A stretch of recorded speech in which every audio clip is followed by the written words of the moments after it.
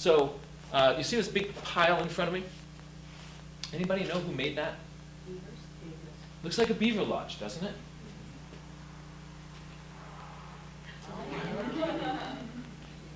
It's crawling with little red and black ants.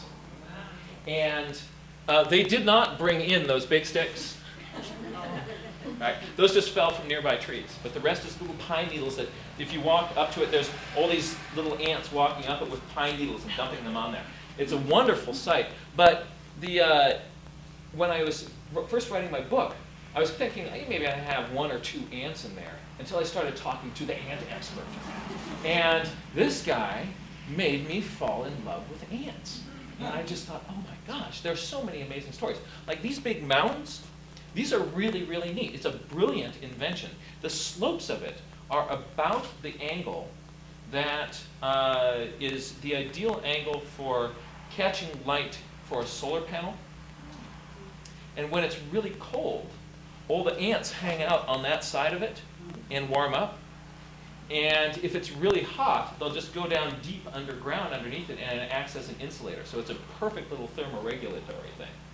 And every time you find one of these big mounds up there in the Sierra Nevada, there is a really sinister story behind how it got made.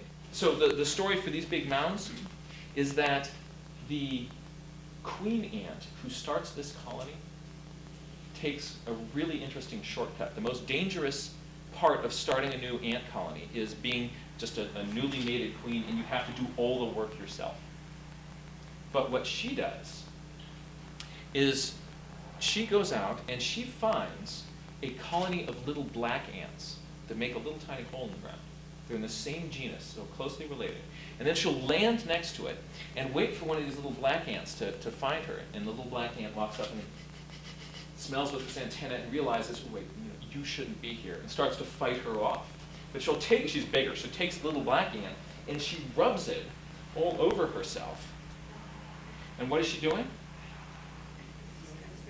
Yeah, she's picking up the smell camouflage of these ants. Their social systems are totally developed by smell.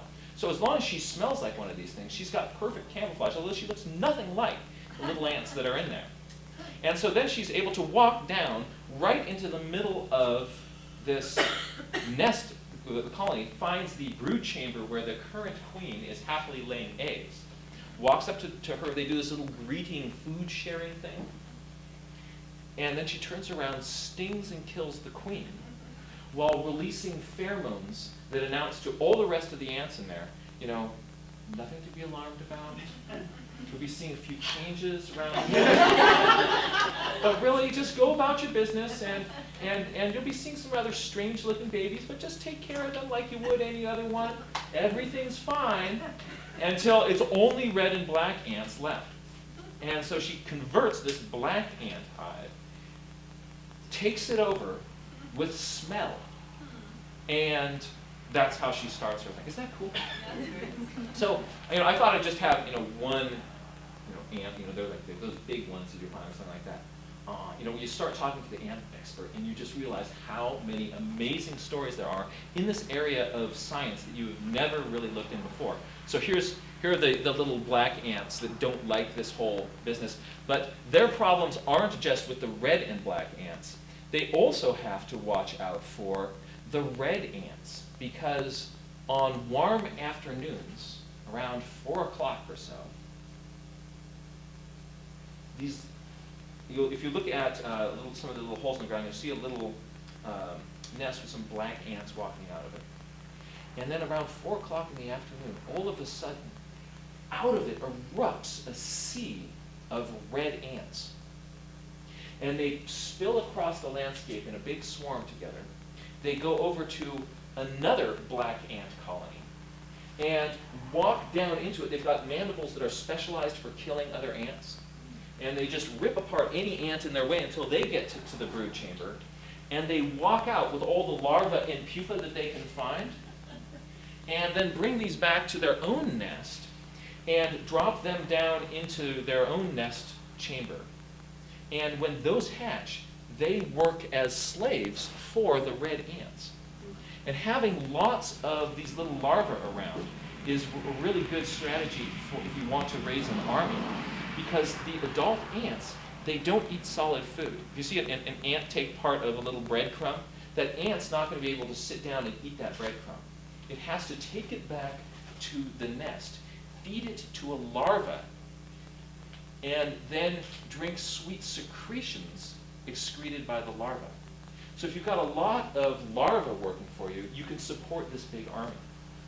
It's an amazing, amazing system.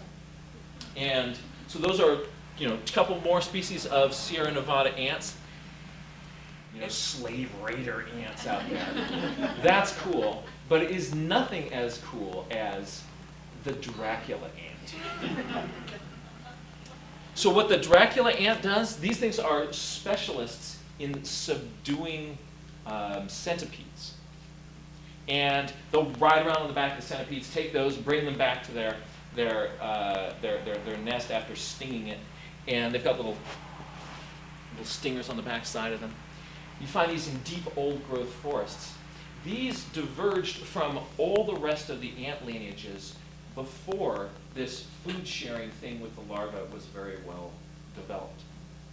And so their larvae, you feed them, but they don't secrete any honeydew. So what does the Dracula ant do? Yeah, they suck the blood of their own babies. These are the coolest things around.